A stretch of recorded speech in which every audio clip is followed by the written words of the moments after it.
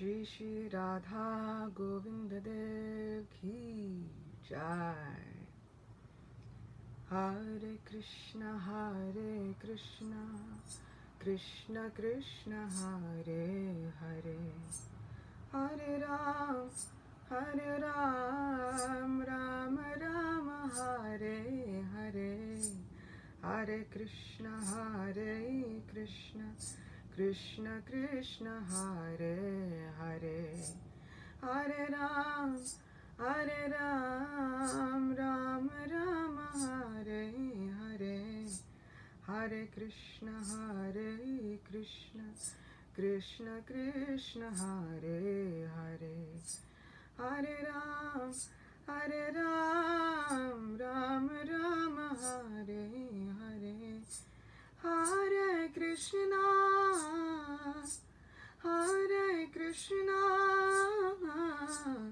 Krishna Krishna, Hare Hare, Hare Rama,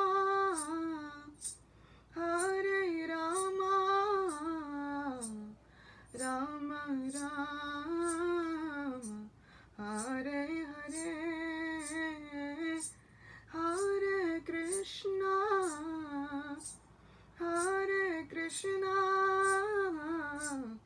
Krishna Krishna, Hare Hare, Hare Rama,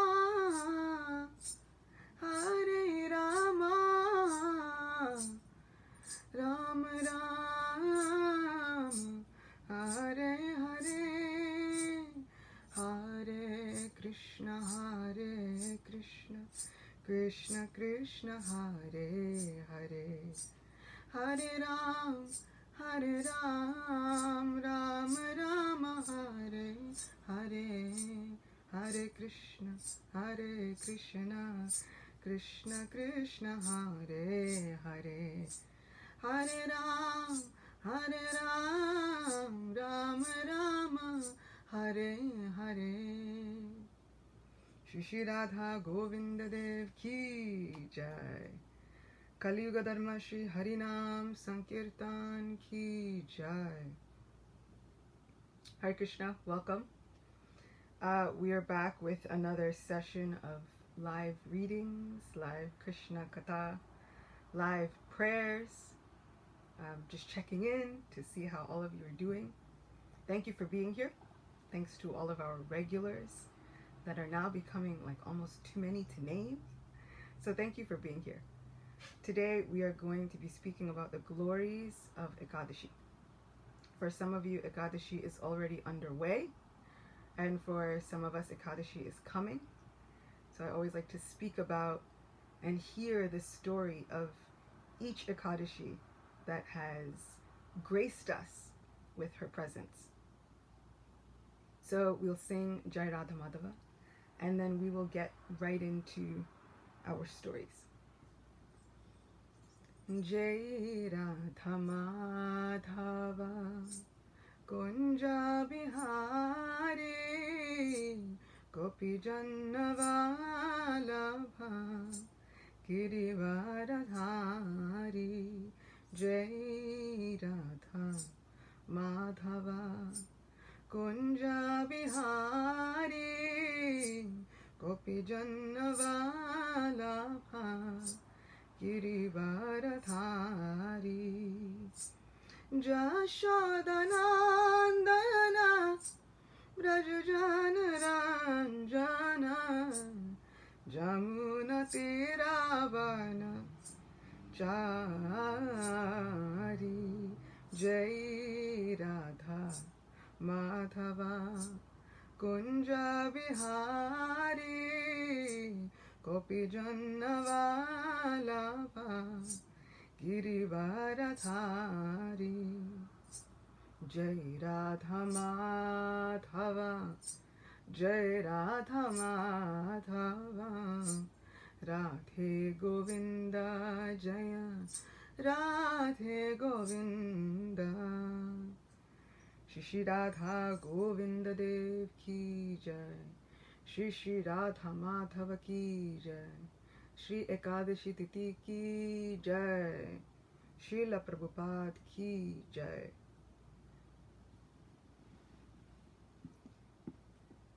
So Ekadashi has come again.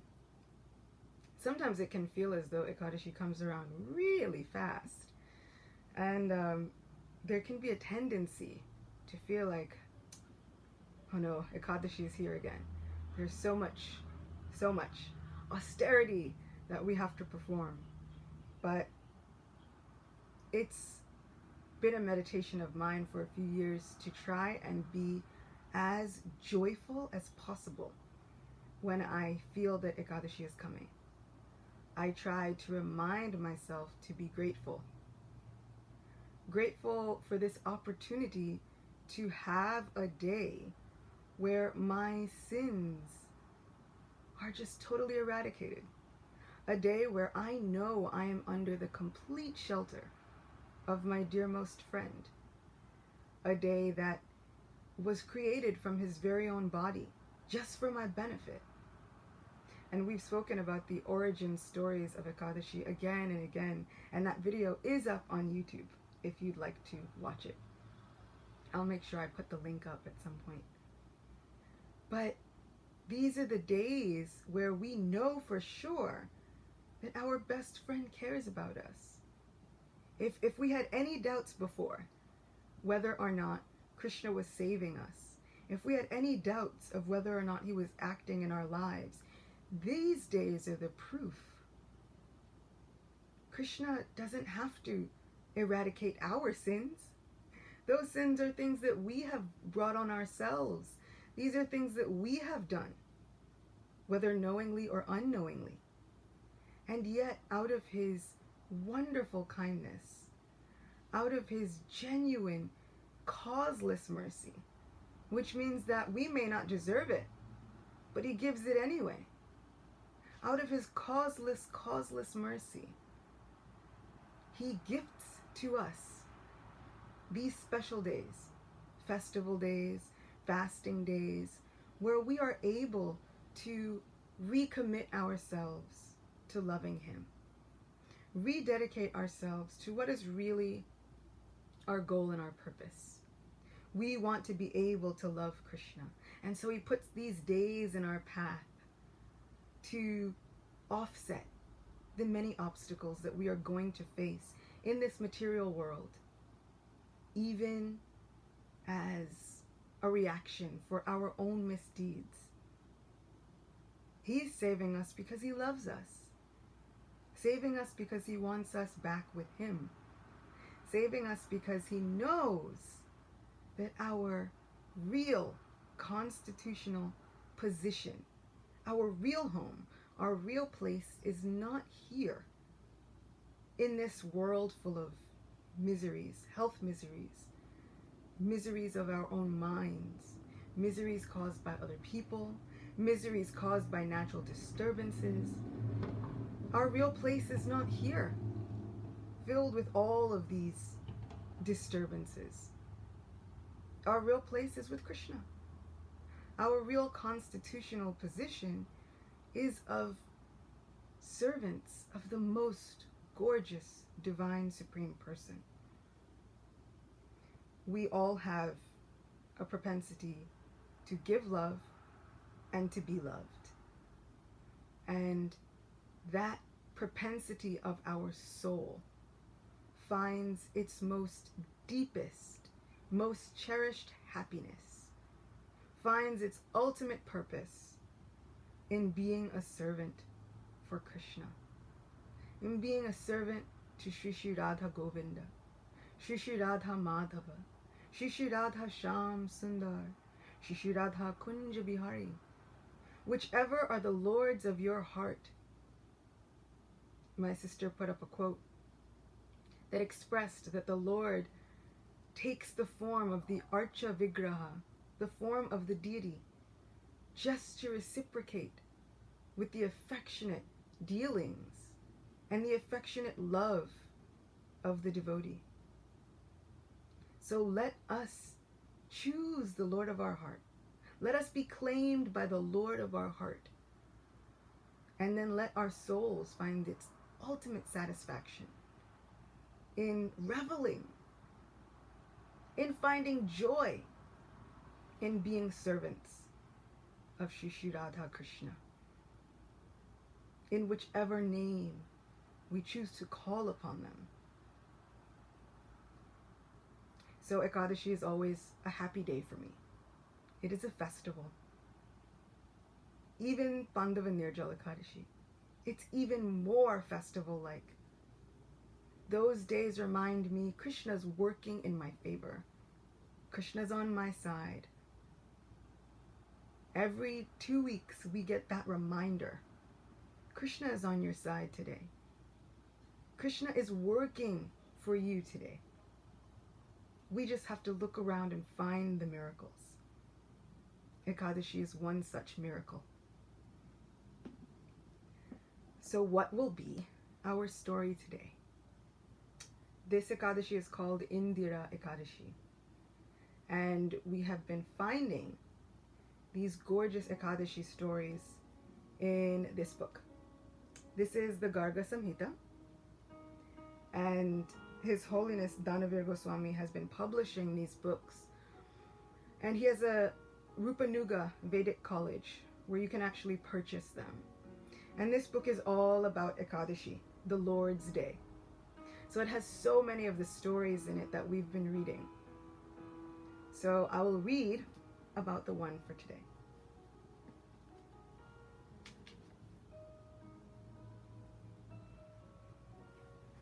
Within Garga Samhita it says, the Brahma Vaivarta Purana describes Indira Ekadashi as follows. Yudhishthir said, O Krishna, O Madhusudan, O killer of the demon Madhu, what is the name of the Ekadashi that occurs during the waning moon in the month of September, October? What are the rules and regulations for observing this Ekadashi, and what is the merit one gains by observing it? I know I've said this before, but each Ekadashi story that I read, it impresses upon me so much that Krishna was there with the Pandavas, sometimes sitting in their courtyard, sometimes sitting with them in their assembly hall. Mahabharata expresses that there were many times when Krishna would visit the Pandavas, and he would get on his chariot to leave. And sometimes Yudhishthir himself would also step onto the chariot. And then Arjuna would also step onto the chariot. They would hold Krishna's hands. They would embrace him and just ask, just stay a little longer. Just stay a little while longer. And sometimes Krishna would. Mahabharata expresses there was one such time where Krishna stayed for as many as 3 months with them. Krishna would send all the rest of his family members back to Dwarka. Okay, you go, I'll follow.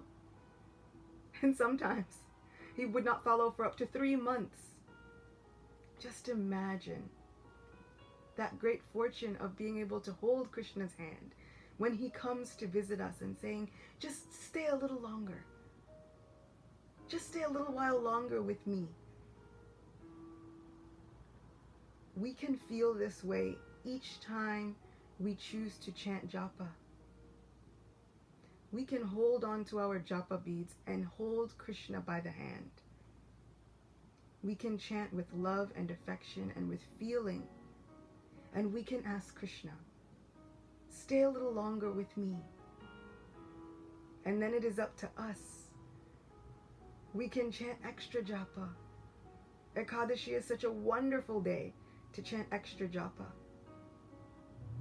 So I urge you, as you chant during your day, as you meditate on Krishna on this beautiful Ekadashi day, which is either coming or already here, hold Krishna by the hand.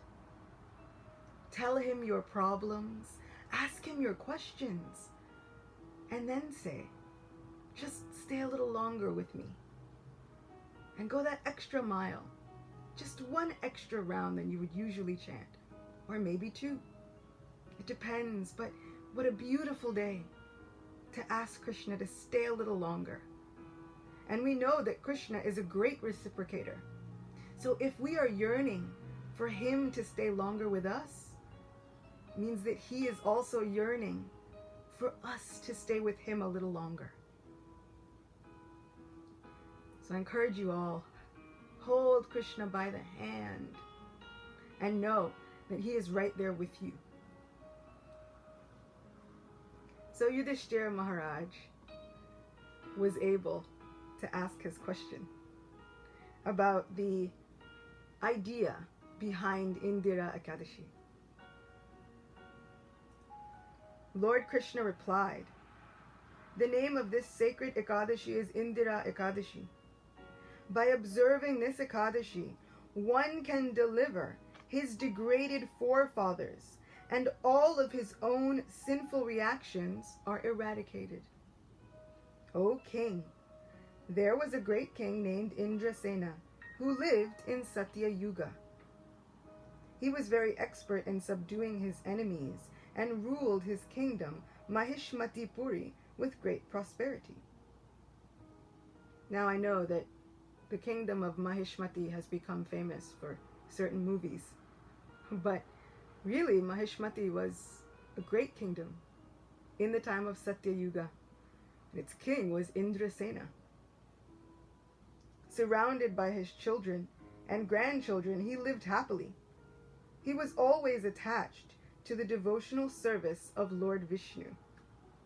Being a devotee, constantly absorbed in spiritual knowledge, the king spent his time chanting the holy names of Sri Govinda, the bestower of liberation. Now, I just,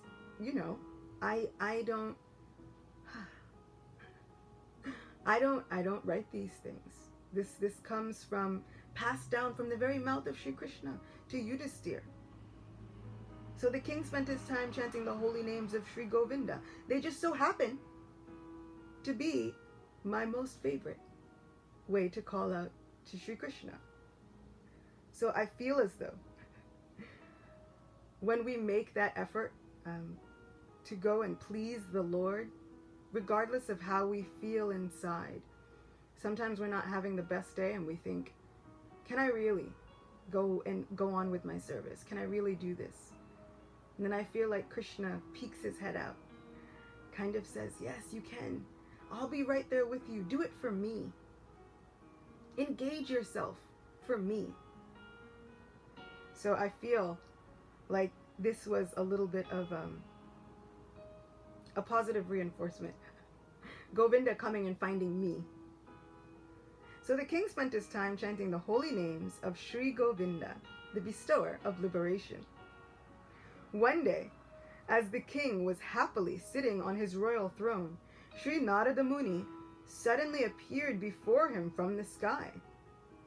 On seeing the great sage Narada, the king immediately stood up with folded hands and then offered his respectful obeisances to him. The king then duly worshipped the sage by 16 ingredients. After the sage was happily seated, he asked Indrasena, "O great king, is everyone happy and prosperous in your kingdom? Is your mind fixed in religious principles, and are you engaged in devotional service to Lord Vishnu?" I find that this is such a beautiful question. This great sage, Narada Muni, comes and he asks not just about the welfare of everyone in the kingdom, which we heard yesterday, that the king is often held responsible for the welfare of everyone. So if everyone is happy and prosperous, it is a reflection that the king is doing a good job. So this is why Narada Muni will ask about the welfare of the people in general. How are they doing? How is your kingship faring? So if the people are doing very well, everything's good. But the next thing he asks about is so beautiful to me. Is your mind fixed in religious principles? And are you engaged in devotional service to Lord Vishnu? I kind of want to make it a practice among my friends, not just to ask how they are, but to ask how their sadhana is. How is your Krishna consciousness? How's your spiritual practice? How's your remembrance of our best friend? Is your mind disturbed? Are you feeling okay? Is there anything that I can help with? Because that is real concern and welfare. That's the real welfare of all of us. We may be able to fix the problems of this material world, probably not, most likely not. But one thing we can do is we can inquire after the sadhana of the people we care about most. Our friends, our family, our well-wishers. We can ask them not only how their hearts are, how their bodies are, but how is your soul?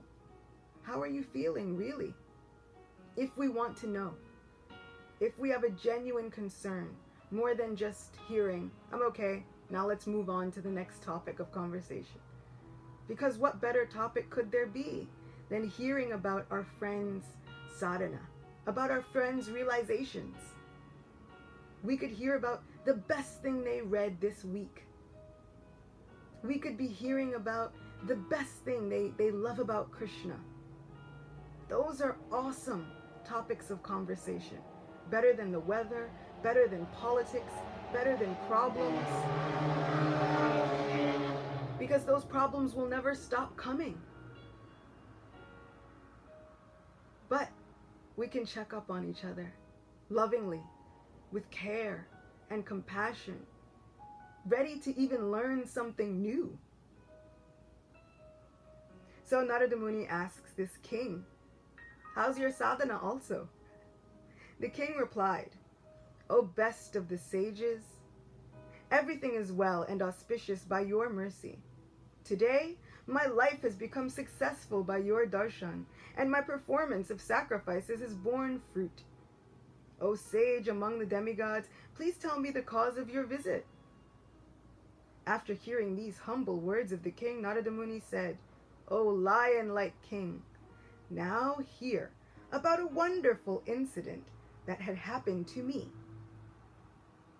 O best of kings, once I went to the abode of Yamaraj, from the abode of Lord Brahma.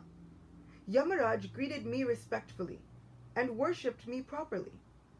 After I was comfortably seated, I offered prayers to the pious, truthful Yamaraj. Then I saw your greatly pious father in the assembly of Yamaraj. As a result of breaking a vow, your father had to go there. O king, he sent me a message and requested me to convey it to you. He said, Indrasena, the king of Mahishmatipuri, is my son. O Lord, please tell him that due to some sinful activities committed in my previous life, I am now living in the abode of Yamaraj. Therefore, he should observe the vow of Indira Ekadashi and give away its piety to me. Then I will be released from my present condition of life. Narada Muni continued, O king, this is your father's request to you. In order to deliver your father to the spiritual world, you should observe the vow of Indira Ekadashi. Then King Indrasena said, O sage among the demigods, kindly explain to me the procedure for following this Indira Ekadashi.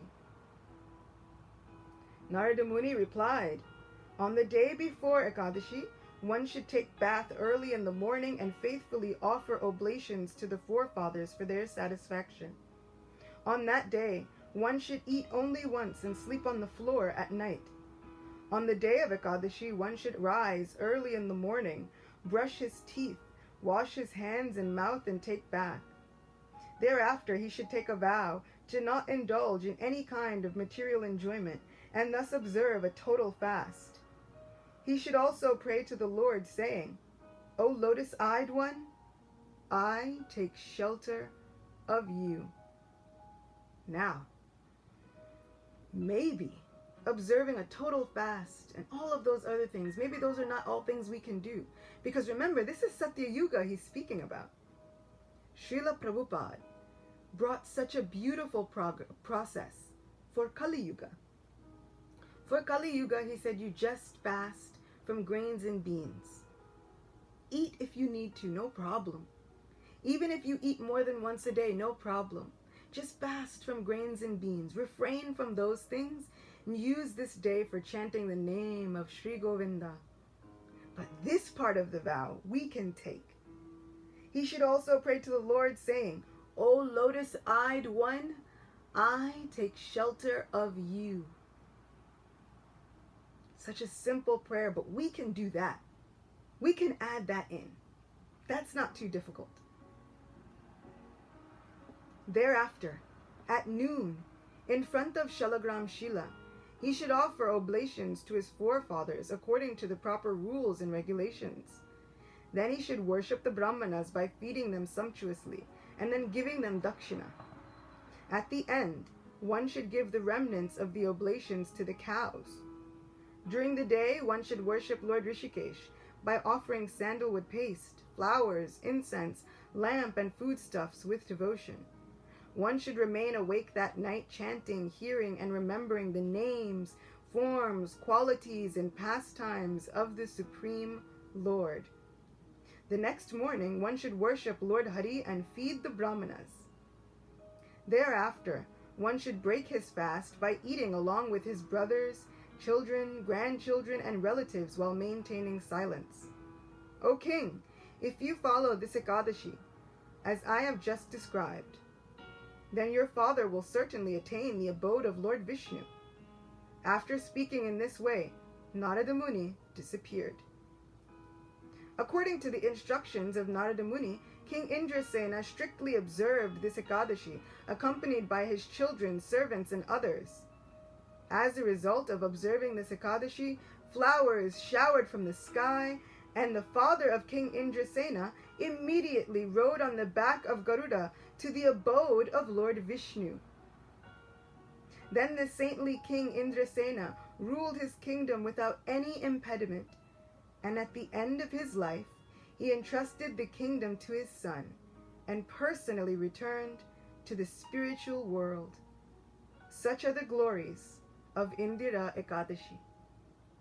Anyone who reads or hears the glories of this Ekadashi becomes free from all sinful reactions and ultimately returns to the abode of Lord Vishnu. We've all received such a great benediction today, and I'll recite it again. Anyone who reads or hears the glories of this Ekadashi becomes free from all sinful reactions and ultimately returns to the abode of Lord Vishnu.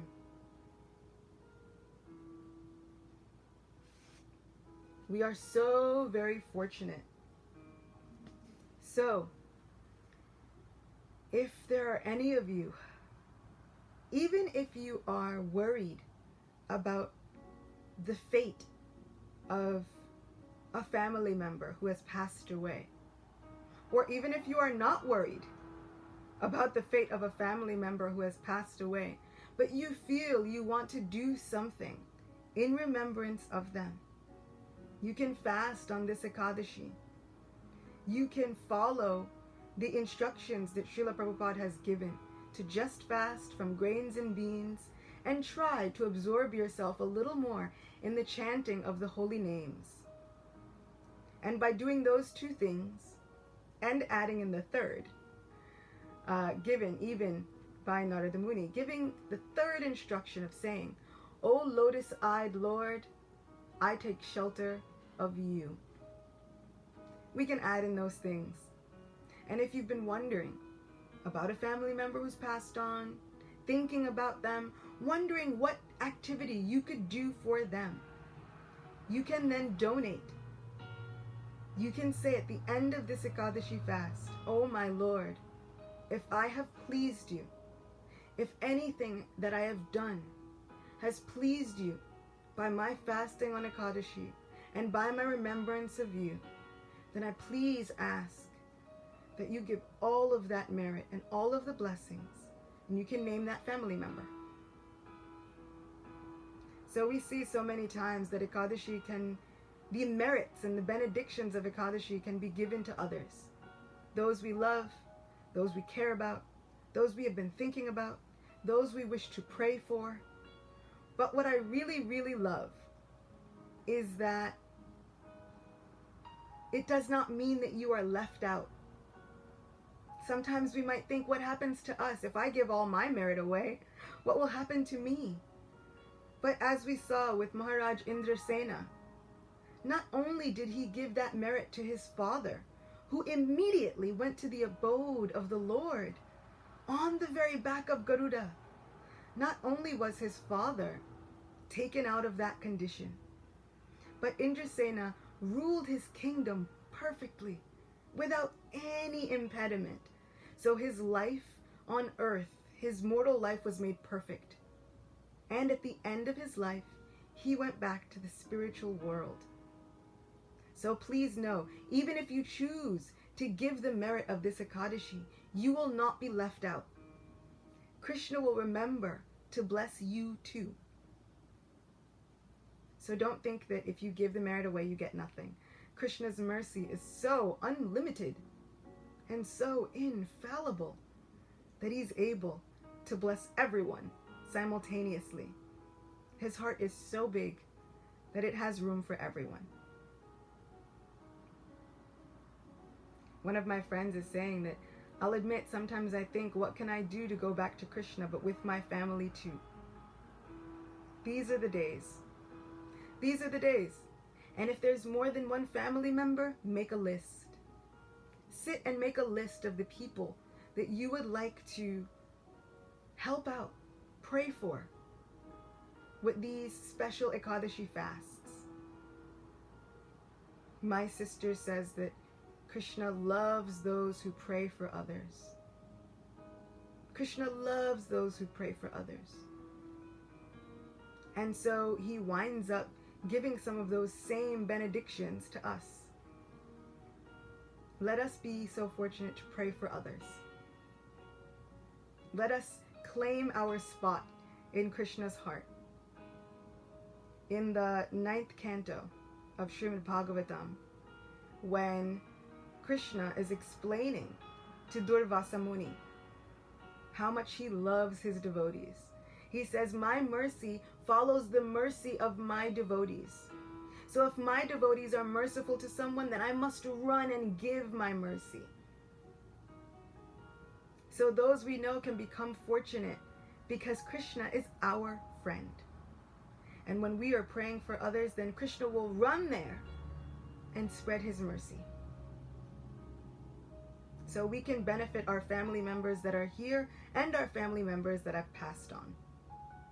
Prahlad Maharaj, when he met Lord Nrsingadev, when Lord Nrsingadev appeared for Prahlad Maharaj's benefit, and he sat dear Prahlad on his lap, and he asked him again and again and again, ask for a boon, ask for something.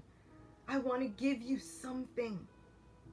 Finally, Prahlad Maharaj said, just don't be angry with my father. Give him liberation. You've been so kind to me, you've saved me, but don't be angry with him. And Lord Nrsingadev promises Prahlad that not only did his father, the demon Hiranyakashipu, already receive liberation, but 10 generations would be liberated, forward and backward. Generations, not just one person. The whole generation would be delivered, liberated, would receive the blessings of Krishna because of one small boy, one devotee. You can be that person for your entire family. You can be the great tree of blessings for your family. And for this reason it is said that Vaishnavas are like kalpa vriksha trees, desire-fulfilling trees, wish-fulfilling trees. They give and they give and they give, but what do they give? They give Krishna's love and Krishna's mercy.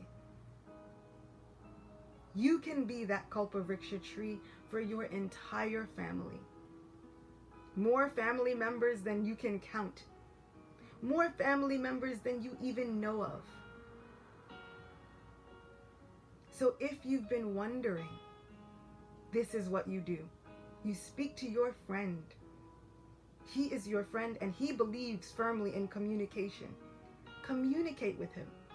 Hold him by the hand, chant the holy names, and express your heart to him.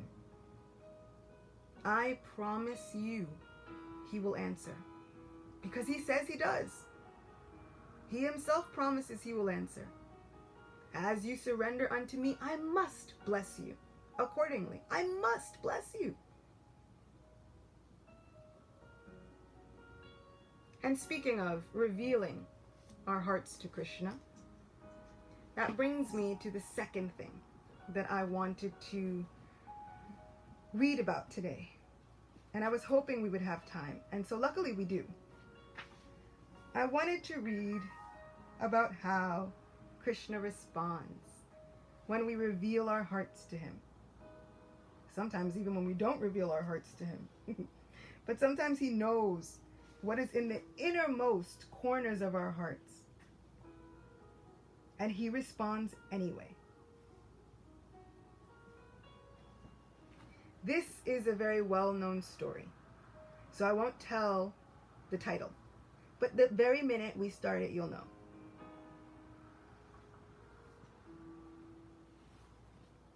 So this is from Srimad Bhagavatam, the condensed version that we've been reading from by His Grace Purna Pragya Prabhu. This book seems kind of difficult to get now, so I'm not exactly sure of a link, but if I find one that has it for a good price, I will try and post a link. Or if anyone already knows of a good link with good pricing, you can message me or you can post it yourself. So thank you. But I do hope that we're all able to somehow relish the nectar from this book. And hopefully we will, because I'll just keep reading. We'll just keep reading from it together. And in this way we can all get the nectar. Okay. How could anyone who knows the essence of life and who is disgusted with endeavoring for sense gratification give up the transcendental topics of Lord Krishna after hearing them repeatedly? Actual speech is that which describes the qualities of the Lord. Real hands are those that work for him. A true mind is that which always remembers him, dwelling within everything, moving and non-moving. Real ears are those that listen to topics of him. An actual head is one that bows down to Krishna, and real eyes are those that see only the Lord. Actual limbs are those that regularly honor the water that has bathed the Lord's lotus feet, or those of his pure devotees. What a gorgeous, gorgeous summary of what the purpose of our lives really is. Krishna had a Brahmin friend named Sudama, who was very learned in Vedic knowledge and detached from material enjoyment. Although a householder, he maintained himself with whatever came of its own accord. He did not work to accumulate money. His mind was peaceful and his senses were under control. I see so many hearts coming up now. I knew as soon as we hear the name, people are going to love this story. This is a fan favorite. It's a crowd favorite. Because he was very poor, Sudama did not eat or dress properly, and so he and his wife appeared very thin. Although she was trembling due to weak health, Sudama's wife was not anxious for herself. She was only concerned for her husband. Although she certainly did not like to dictate to her husband, she once approached him and said, "Your friend Krishna is the husband of the goddess of fortune and the well-wisher of the Brahmanas. Please go and see him, for he is the real shelter for all saintly persons. He will surely give abundant wealth to a suffering householder like you." I love that they say that she didn't really want to tell him what to do. Sometimes in some depictions of this pastime, Sudama's wife is portrayed as a person who's kind of nagging him, yelling at him, saying, "Oh, Sudama, you don't work. Why don't you go and see your friend?"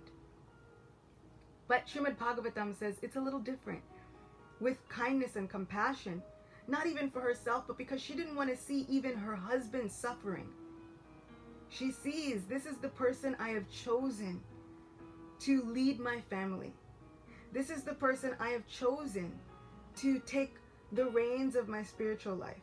I've entrusted my heart and the workings of my heart to this person. I don't want to see that person suffer. And so she has heard, Krishna is your friend. You go to him, ask him. I know he will not refuse you. This is the pep talk we should be giving everyone and ourselves. When my mind gets out of control, I want to give myself this pep talk. Wait, have we gone to Krishna? Go to Krishna. He's your friend. If I have some problem, I should know Krishna should be so happy to see me, so happy to hear about my problem, because he's my friend. He doesn't want me to suffer. Yes. So he's the real shelter. He will surely give abundant wealth to a suffering householder like you. Sudama had no desire to ask for any material benefit from Krishna, but after his wife repeatedly implored him in this way, he thought, to go and see Krishna would be the greatest achievement of my life, even if I don't ask him for anything. Sudama then asked his wife if there was anything in the house he could present as a gift. For this purpose, Sudama's wife begged 4 handfuls of flat rice from the neighboring Brahmanas, tied it in a torn piece of cloth, and gave it to her husband as a present for Krishna. Each time we go to see Krishna, when we come to the temple, we should bring a gift. My mom always encouraged this. We should always bring a gift. Even if it is an apple, a tulsi leaf, milk, water, bring a gift.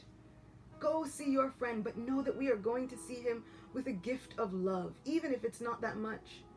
We may not be able to afford much, but we can pick a flower along the way and present it to our friend.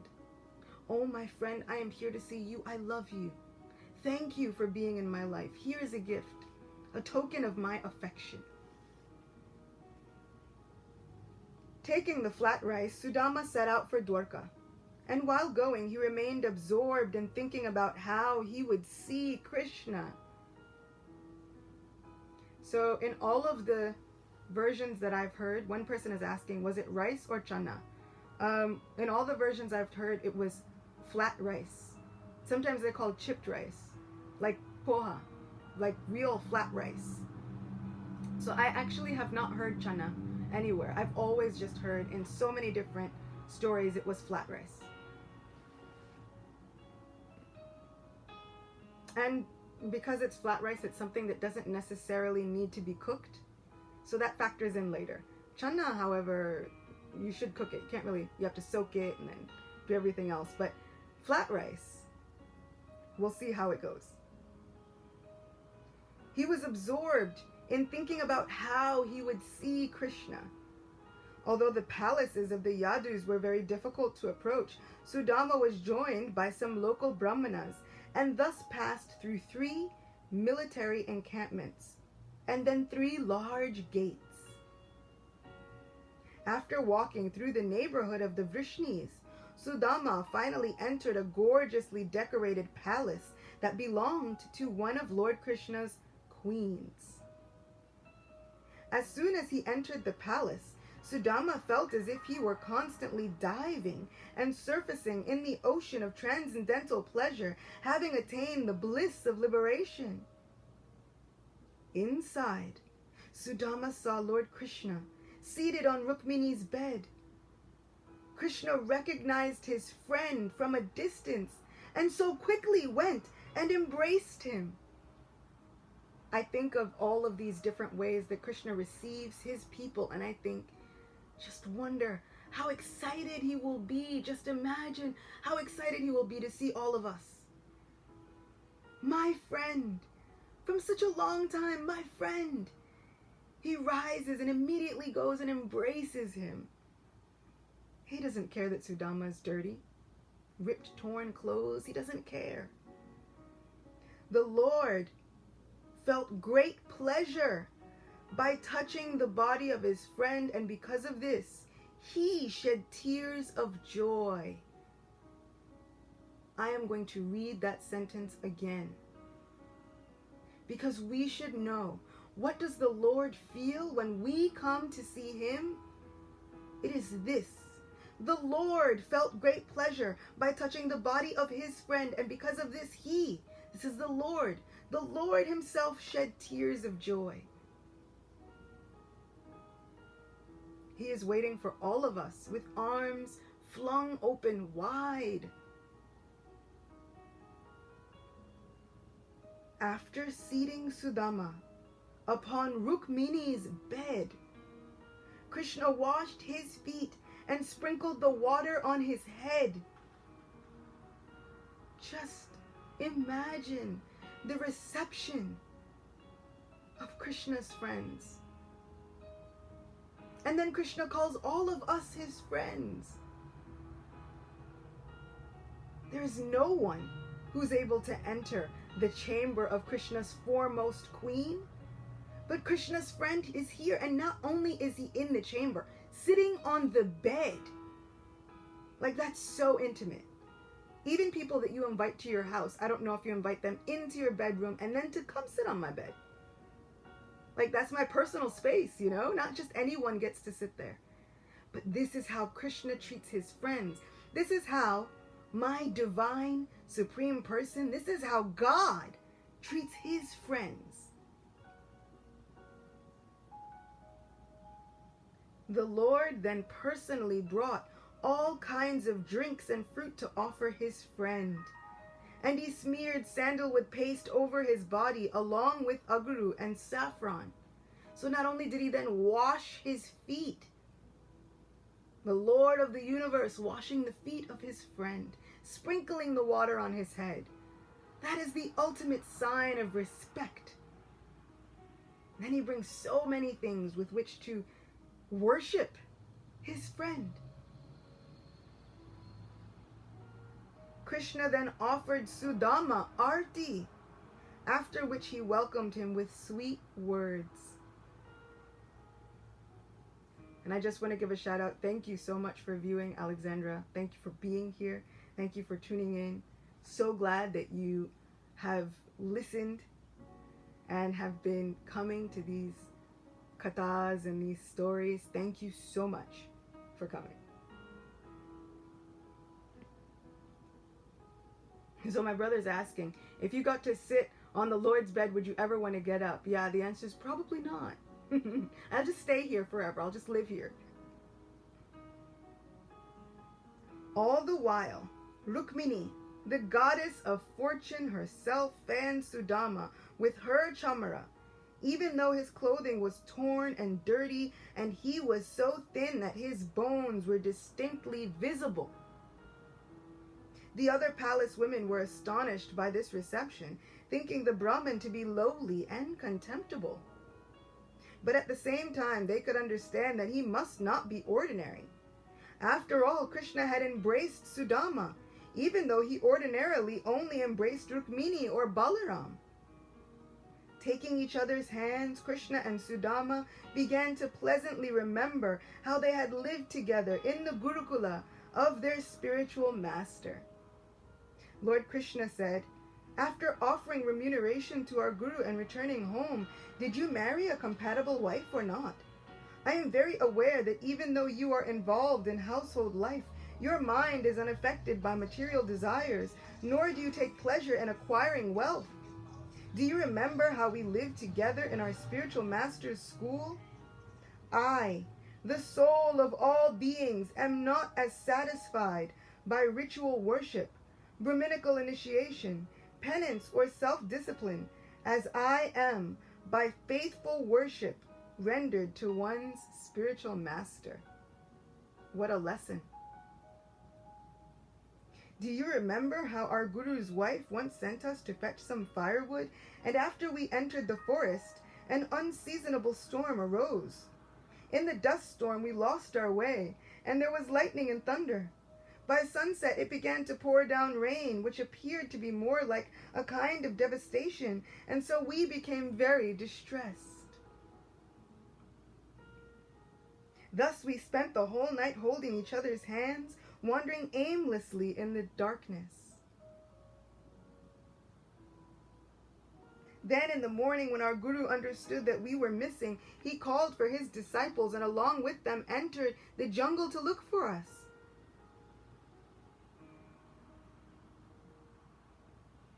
When he found us, our Guru said, "My dear children, you have suffered so much for my sake.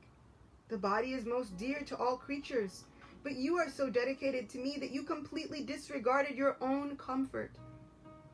This is indeed the duty of all true disciples, to repay the debt to their spiritual master by offering him with pure hearts their wealth and even their very lives. I am very satisfied with you boys. May all your desires become fulfilled, and may whatever knowledge you have acquired never lose its meaning for you in this life or the next." Sudama said, "O Lord of Lords, what could I possibly have failed to achieve, since I was able to live with you at the home of our teacher?" While talking with Sudama for a long time, Krishna smiled all the while. How sweet, how romantic is our Krishna, how gorgeous and charming is he, speaking with his friend, just smiling in happiness. He doesn't have anything else that he wants to do. Nothing is more important.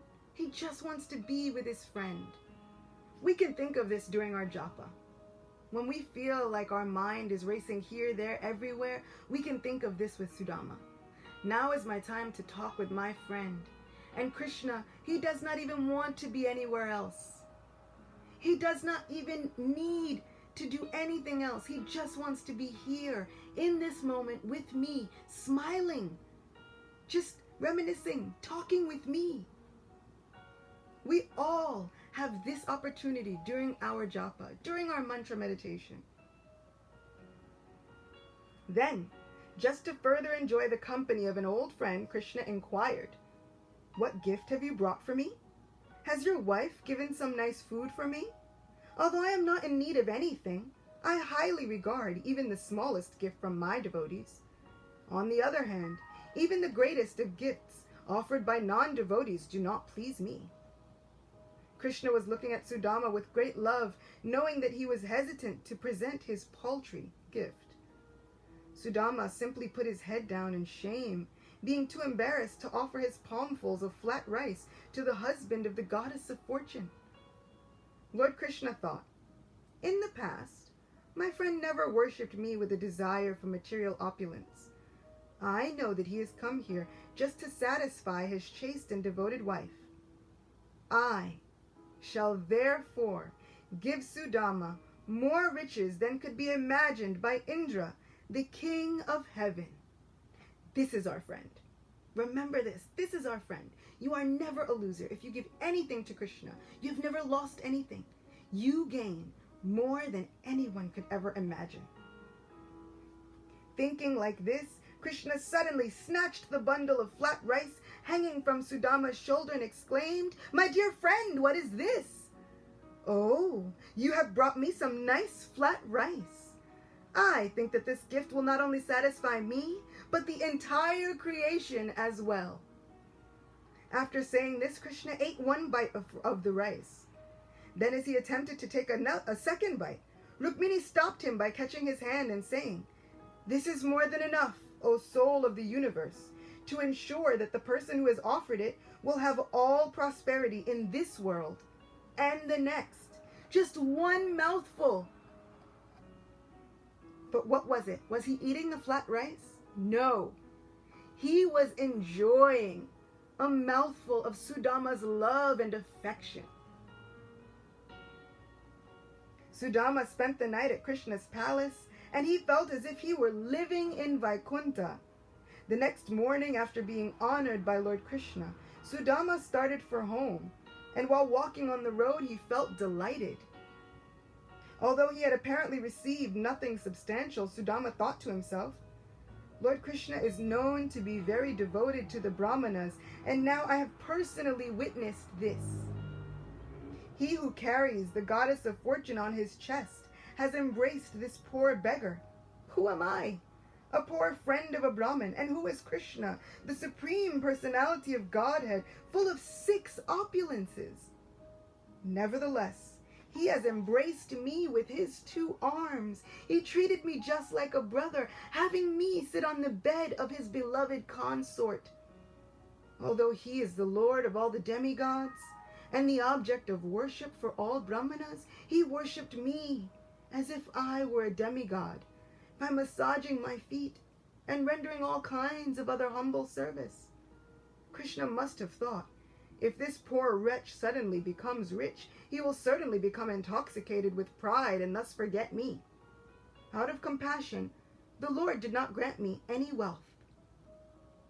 Let's see if that's true. While returning home, Sudama simply thought about the reception he had received from Krishna, and thus he was merged in transcendental bliss. Then, when Sudama reached his neighborhood, he saw that everything had wonderfully changed. For instead of small cottages, he saw huge palaces and splendid gardens in which beautiful men and women were strolling. Actually, Sudama was wondering whether he had actually returned home or not. Not only did Krishna bless Sudama, but his entire neighborhood. How fortunate are devotees. They can bless everything. The very neighborhood where they live becomes blessed. What is all this?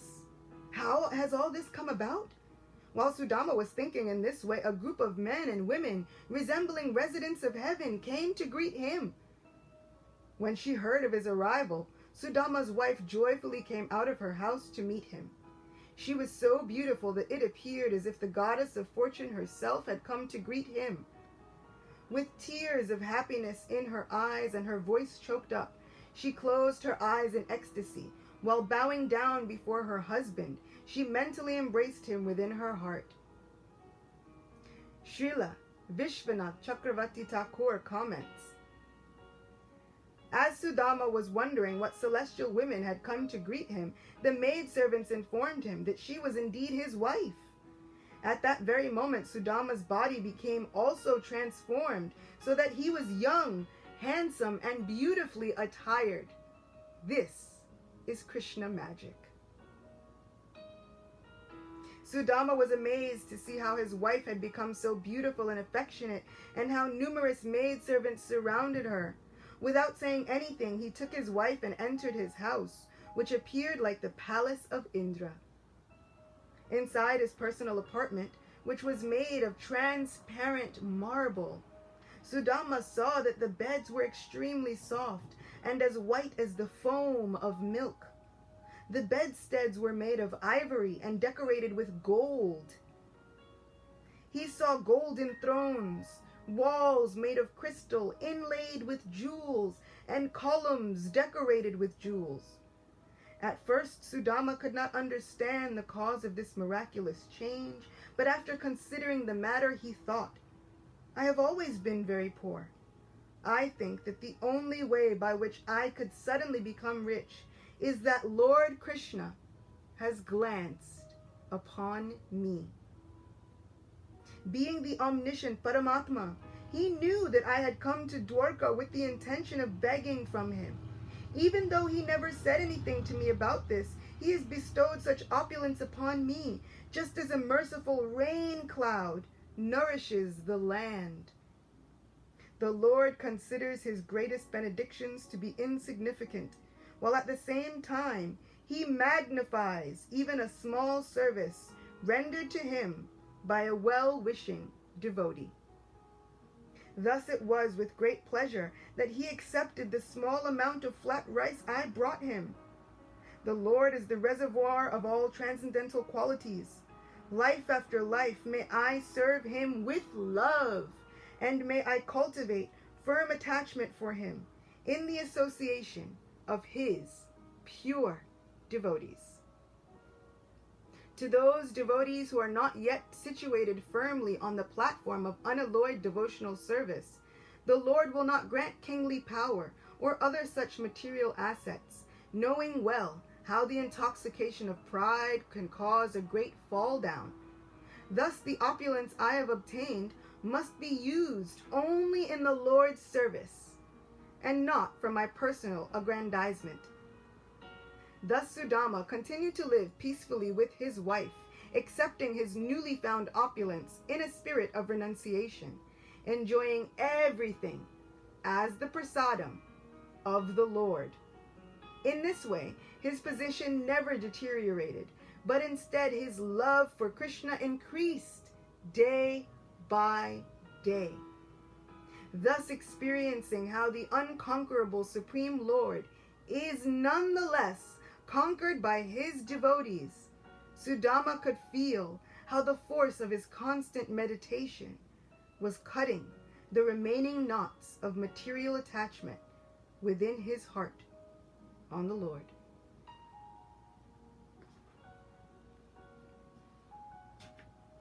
This is what happens when we give our hearts to Krishna. This is what happens when we express our hearts to Krishna. This is what happens when we give and we give and we tell Krishna what is on our mind. This is what happens when we go and we understand Krishna's my friend, and we tell him what is in our hearts. Sometimes we don't even have to tell him what is in our hearts. Sometimes Krishna already knows. And when we go and we offer everything to him with love and affection, he automatically gives us everything we need. Whether it is wealth, whether it is protection, whether it is everything, he gives us everything we need.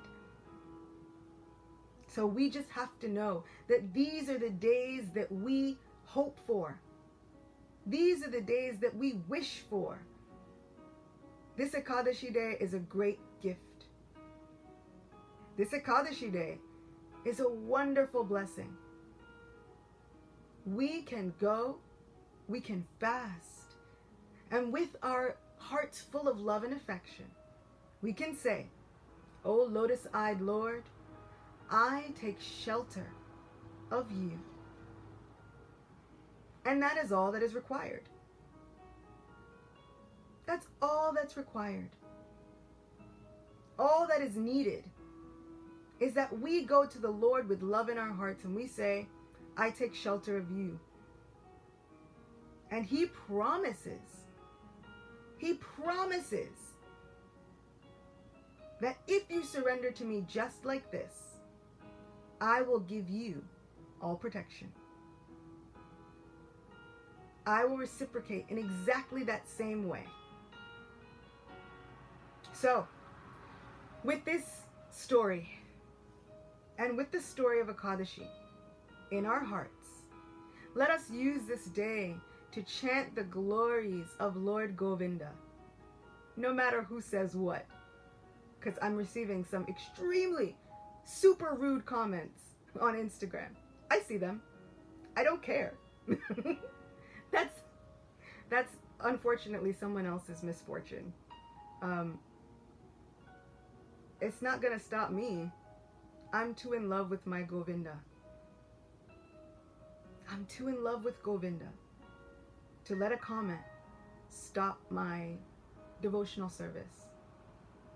I'm too much Radha Govinda's fan to let a string of rude comments stop my service to all of you. We just spoke this story about what happens when we go and we give our hearts to Krishna. He affords us all protection. So it's not me that has to watch out. It's kind of the rude people that have to watch out, because my Govinda doesn't take kindly to people who mess with his devotees.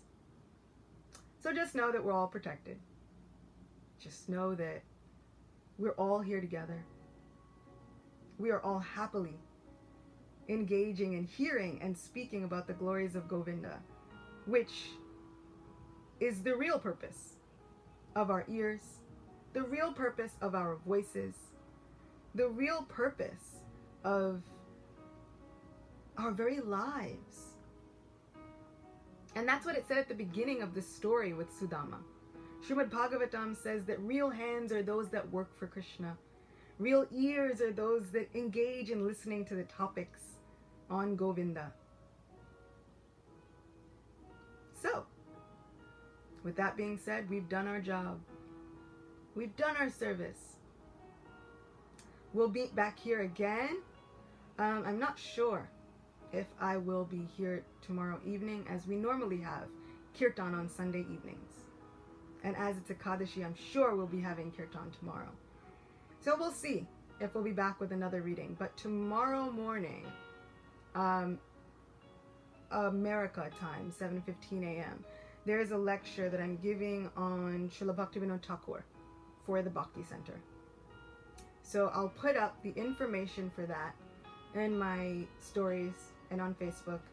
And hopefully I'll be live streaming it somehow or other, so that if you are not on the Zoom lecture site for the Bhakti Center, you can somehow watch it as well. So, with no further ado, it's been so wonderful being with you. Hopefully, I'll see you in a few hours to speak about the glories of Srila Bhaktivinoda Thakur, which should be extremely fun. He's one of my favorite acharyas. I'm wishing you all a wonderful, blessed, loving Ekadashi. Everybody stay safe. Everybody remember, Govinda loves you. And we'll see you all again soon. Shri Sri Radhe Govinda Dev Ki Jai. Srila Prabhupada Ki Jai. Ananta Koti Vaishnava Vrinda Ki Jai. Jai Gaur Premanandi. All glories to all of you. All glories to Sri Ekadashi Devi. Hare Krishna.